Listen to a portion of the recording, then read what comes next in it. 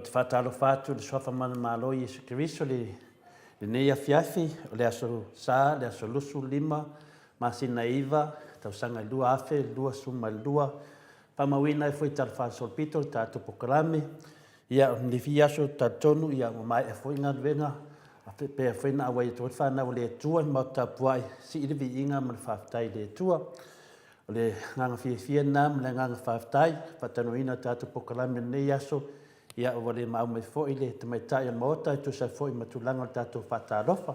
Ai o te whatalofa atu le suafa manu malo Iesu Keriso, le tatou maftanga nei aso, tatonu ia tatou moa se maftanga fia tatou tatanoa, le nei aso tāua, i le tātou pokalame whapenaan whanga su soropea. Ia te whatalofa atu le pia lasi lau whengaunga tutofi le tua so se whata whaitaulanga, ma o lātou wharetua i lupe whalele lava ia le tala le lei. Whatalofa atu fo i le tātou atunu, a mata mai lunga i maunga te tele se i o mona iti, whatalofa atu le fionga le ama malu se tātou mahalo manan ma siofo, e whapea fwoi tātou whainga malo, te mai parimia man lātou whainga malo, ia le fionga fwoi te te siri, a Dr. Sailele Marile Ngoi, ia malvaanga whai le HRPP, puipuia aia tau o tangata umalava. A whai o se tangata Samoa, ia pāti ilia lātou te puipuia, ia le tātou te langona ai mori fia ma le whaftai, ia o le pa ia maurunga lea, wā whai a inga matama, sa whainga Samoa le pito i luma ia tu muampule tu au ma lātoua, a inga tai ma le wā au fonti, ia tainani e fwoi tātou motu mai sasae tu tuila, ma manua, whatalofa atu roa whionga le kovansili malau ma siofo, ia whapea fwoi le whainga malo Amerika, le moto i lunga ma le moto i lalo, li imta mai tae o sinate por senitoa, o le malu lama lea ia sua ma le whaifanua fo mai tu langi sa o le masaleo mua ma le launiu sa e lua, le awhio whaatui ma le lao na mtasi to o whale ula ma opu ia te on motu sa, pa ia whaatato oto ia o seo tātou atunu, au pa ia le tua, pa ia siri dawa lea o tātou mua le nei aso tātou maftanga, ia o te pokale masani foi tātou, mo whadea manoa tātou tatanua foi ma le tamaa le atunu, ia le fionga foi ia papastoi, ia po le fionga le te sili, a Dr. Sailele Marile Ngoi, pe una lausi le fia ai, ia tia o tusi lea to ina, ia tusi lea to ina, whai mea alfa mai ia tia, ia le loti whai taua, ia le tusi. E se maa nei o le talaanga o le nei foi tamaa le atunu, e ui lava whina le a tele lava tausanga o lo fwai mai le tua, wha pēr tātou te mafuta ai. Ia o le tusi o le palemia, tu le epa sa ilele malie le ngoi, palemia o le malo Samoa o tusi nei tusi, lua sumo ton tausanga, ia o veri nei ia tamaa ma tai o sea tātou atunu. Ia la foi leo whaarupe le tātou mawhitanga, tamama tina mātutua, e mese le tātou pokalame le Maota Samoa Viiga le tua, ia o le taite siri. Tēne o mea na te whaia siri lava ia tula epa me uma na te whaia, ia na te whaia mea siri, ma siri e pia nei tamā, ia ira le tusi lea, leo whaitau ai, sen maa nei o talaanga ma melo i tole nei tusi, fsosoane i fo i mo le anga i luma. Ia o tātou pokalame ngā solo, mo le wanoa, so tai me fo le fionga e tatanoa te sā, le whapena funa i en tātou tatanoa a mai alea, mo fo le wanoa tatanoa i fo se tasi fo i o hero fo i tātou pokalame le, tō whaia mo lio o pena malanga tui Samoa, ia leo mo le wanoa, salo fo i ma tatanoa nei, whaafonga le maro le tunu, ia pia mai fo i lana whainga malanga, si temi tātou tatanoa fo i ma le fionga ia ti manu matua, ia ono tūlanga e mo le wanoa, ia whapena na tātou whaso solo ti ai, ia o tātou tamāia sa atu malanga atu i whafo, sa atu e watu le lātou lui, atu foi oe mera le terimu meo Samoa, mo Samoa e whaile loto, ia whaile loto am nao se mea, e whatonu uma mea uma, ia lea lewa talia mai le fionga le, ia ti manu matua, po le fionga foi am notia, ia manu malo, ia le se sala, le mawhaina whataruina, le morianga, e whapena foi le whatalanga ia molio, to e foi mai molio, pe pelo uma ia whamtalanga sa whaia te la ua, ia, Mora manoa whatalanga e molio nei, pia mai e te whatatanuanga ma le fionga te sili a tule epa, ina so atule ma tātou titi sao, ia whaasolo atuloa le ma tātou hero ia la pule, ia to e tawalunga foi le fionga le atatanua te sā, ia mau mai pelo nofo tātou atunu, ana whai malia no le mwhaina wala mai tau sala, ia le la whai tō tasti atu tātou pokalame, na mia tātou ngā rue whātasi, mo se pokalame fia, lunga le tātou Facebook, ia atonu whaingo whaerisi laptop sia kia kwai fui, lunga le tātou Facebook, ia te roa lava ia, loa ia te oe lava lunga le tātou Facebook, o fia mai lunga whanonga le tātou pokalame, lunga le tātou YouTube, ia whapena fui o lo te ia, ia whaimoti le tiro whai tātou ko meni malawa tuluma, a te minei la ta latu lo tātou pese, ia whasosolo le tātou pokalame peo no whangaina, o le fwoi tātou whatalofa masani, ia o le avano mai fwoi mai tai an Maota le nei aso, ia no tūlanga lava le nei marosi le tino, i peo no lau sile fia, ia ai whawhongamia le vi ingo le tua, to mua ai tātou mawhatanga le nei aso. Samoa.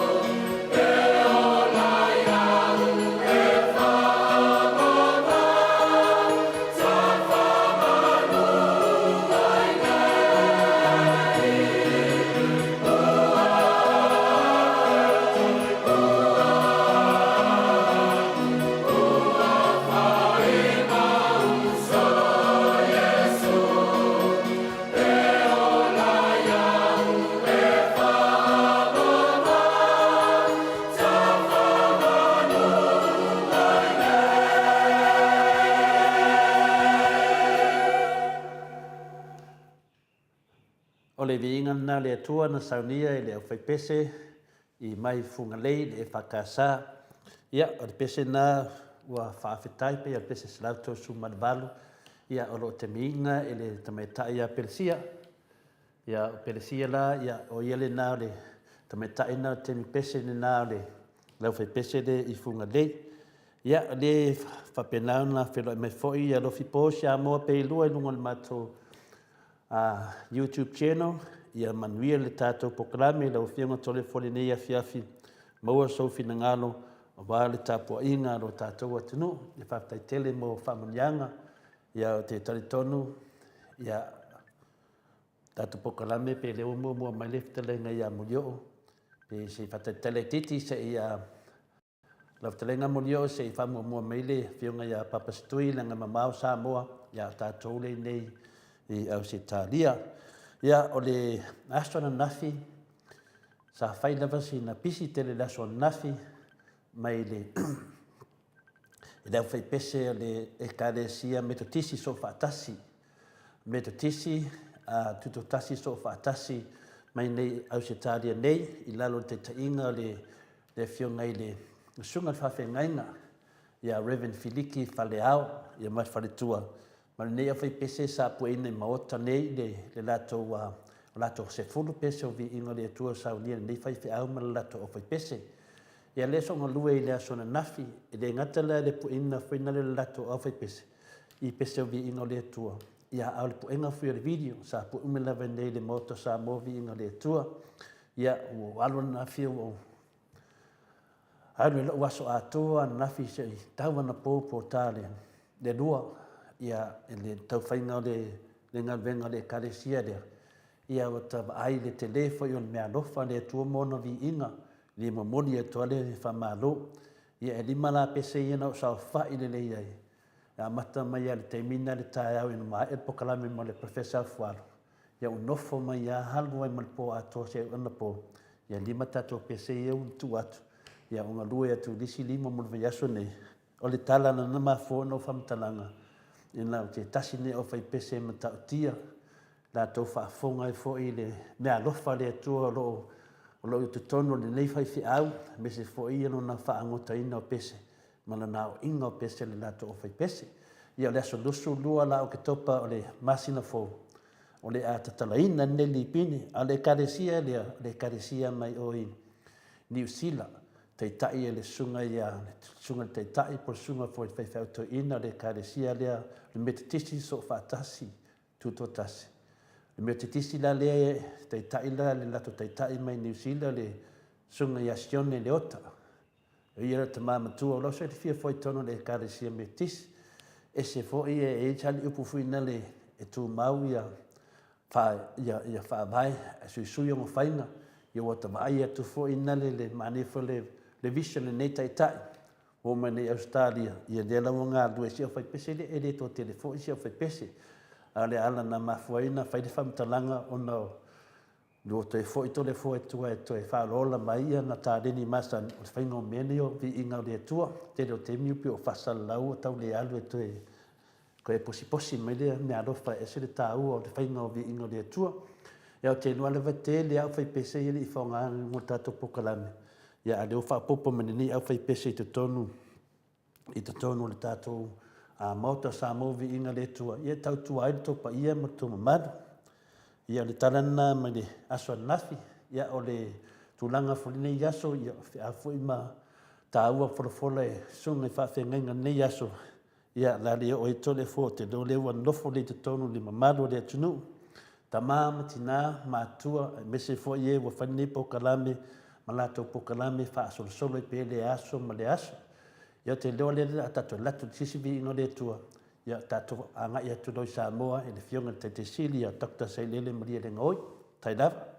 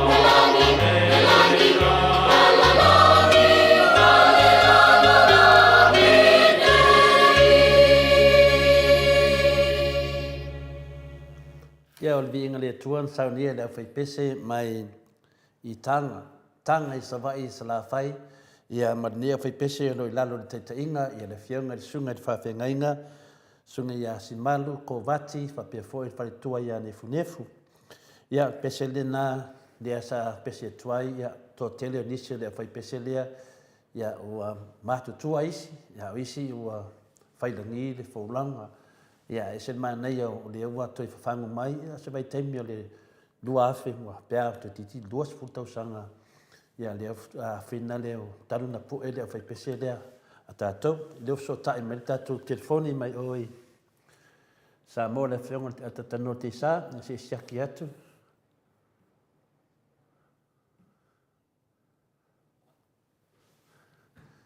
mai pēro na sa le tātou au whafonga ia o le ai le te mai tai al mauka ia o whai o manga venga tōru te metasi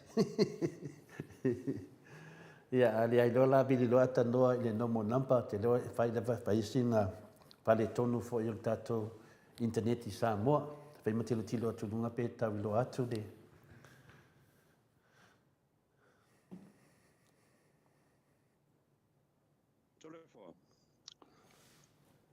Mike, whai anu ka sa stato pese, please, Mike.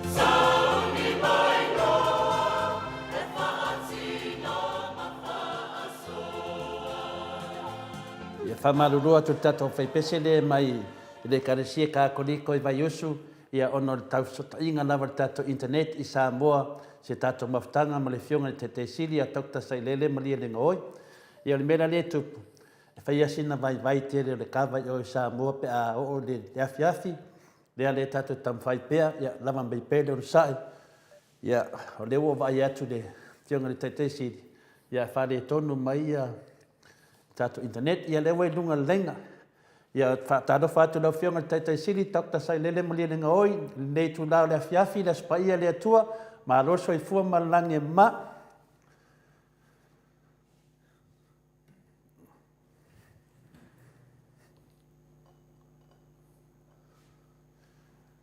atanoa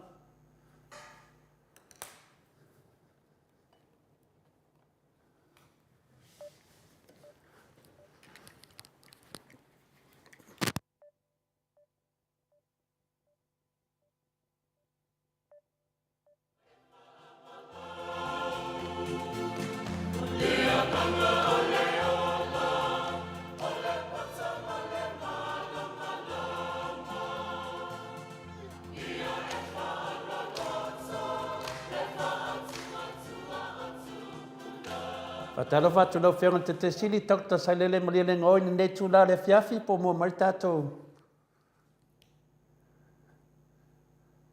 Atanoa, mai pede o langonga mai koe inga le.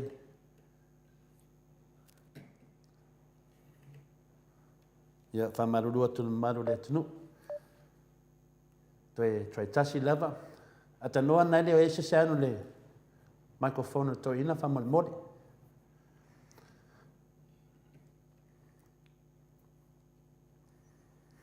Ia maro lava nanu sai, se toi titi lava, la kiki lava meo lo whapenanta insinia me le fionga le atatanua te sa.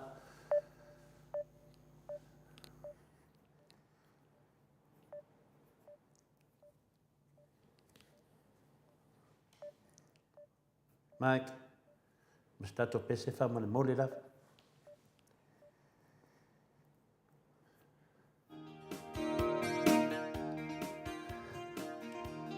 Atanoa lo le meleata le mo mase sam patalo fatu lo fionga te sili.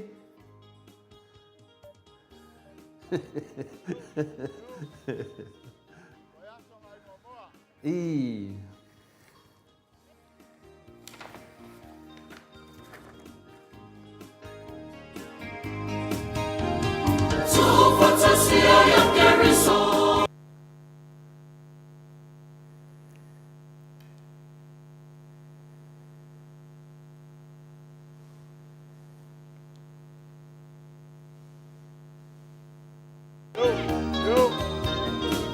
Oyaso mai momoa.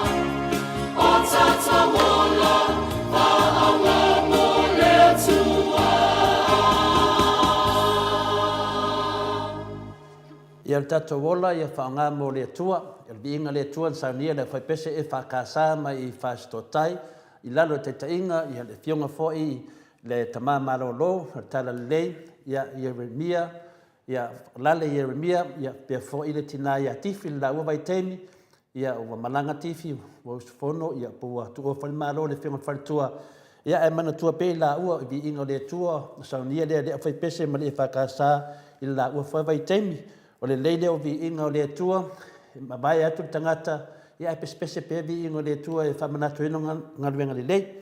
O le wainunga lenga le whionga te te sili a Dr. Sailele Maria Linga Oi, ia po papastui foi pena lau selfia, patalo fatu lau whionga papastui nei tu la?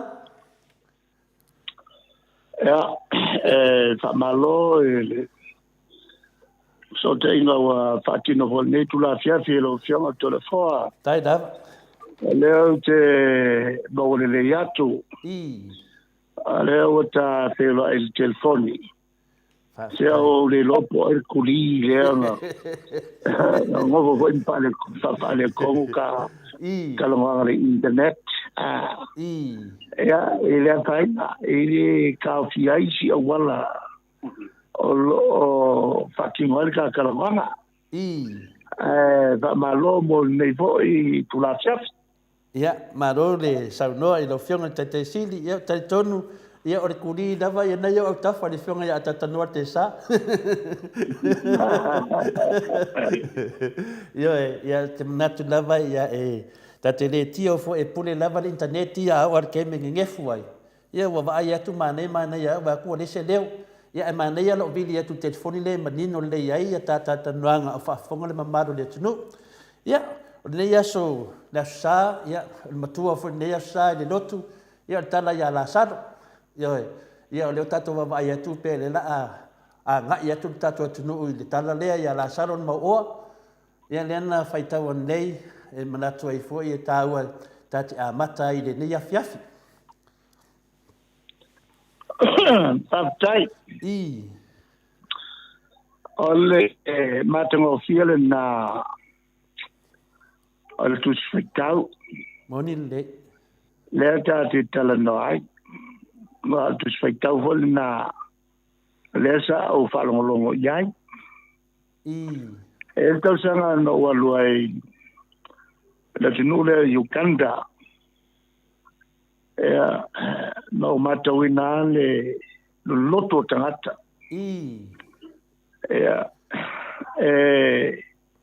Ale matango fia voila. Uia ina ngana. O te loto nuan mele uo iai le sauninga. Inaina le sauninga mai ale amtanga. Se yo ile launga o malalaunga so mai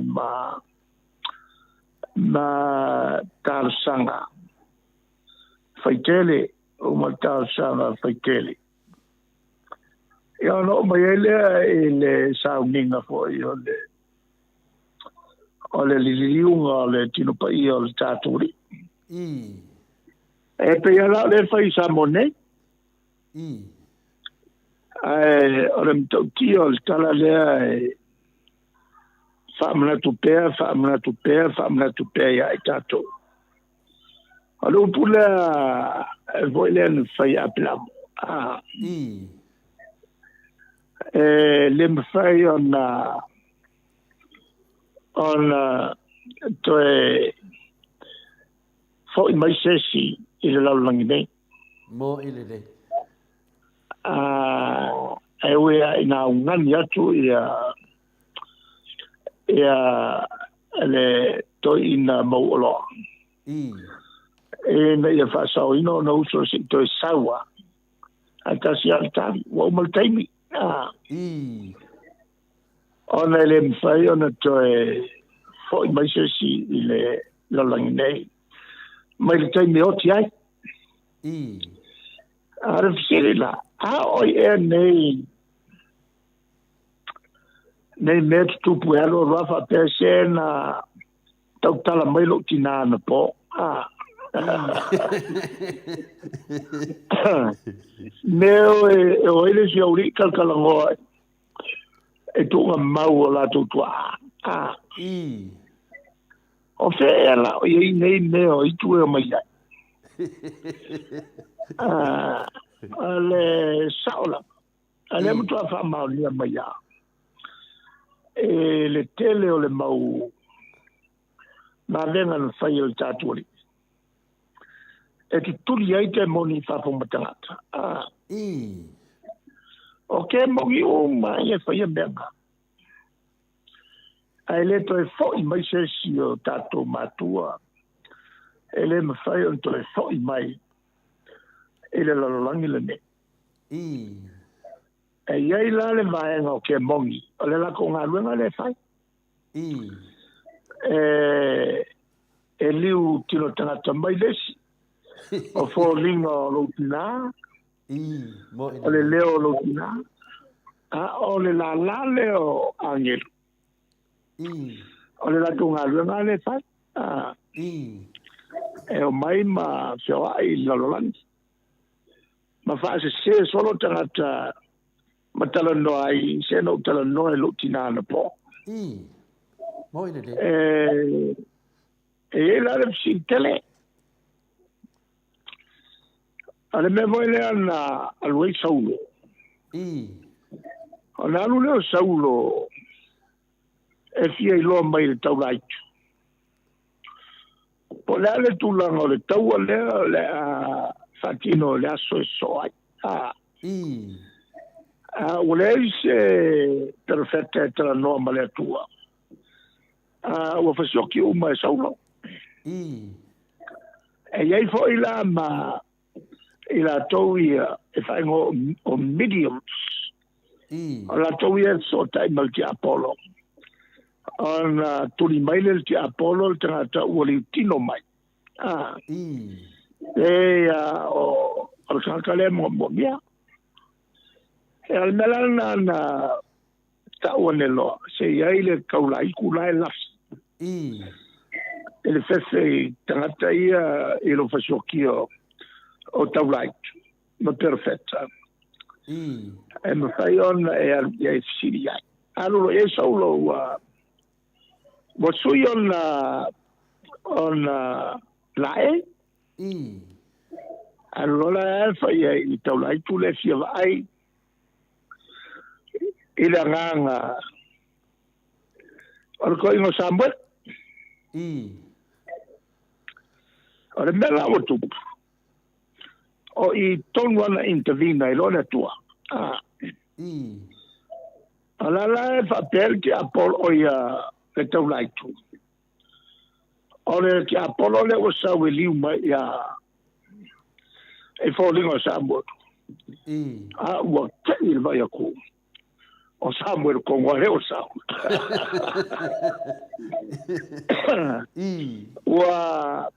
wa foi wa intervina ia le tua au na sa o mai lo ia le nganga o Samuel esa uno Samuel ka sa o ia no la kopuka taia ele kai mrenga ta tot fata se ba o ma lo farnau ele me o ia Soki. Sao ia inai o tu ai lungo le bauga le na la ngai su na la unha foi le bauga. Ale ngol bauga attitude. E na soreta. Mo tilo mai ai ile tuta unha vale. Au ke kilo mai ai le o vai tum maunga. Le maunga le o ki le poa. Le ta wel tawa. Ma liwa i saulo malfanau. Le ia upo voi le maunga ki le poa. O ne ia se ua i lunga ia te oe. Wa malili uto mau a penga tawa. Le maunga nga ki le poa. Le nga kaua lea. Le nga mafua ngā lu saulo kalango e kaulaiko.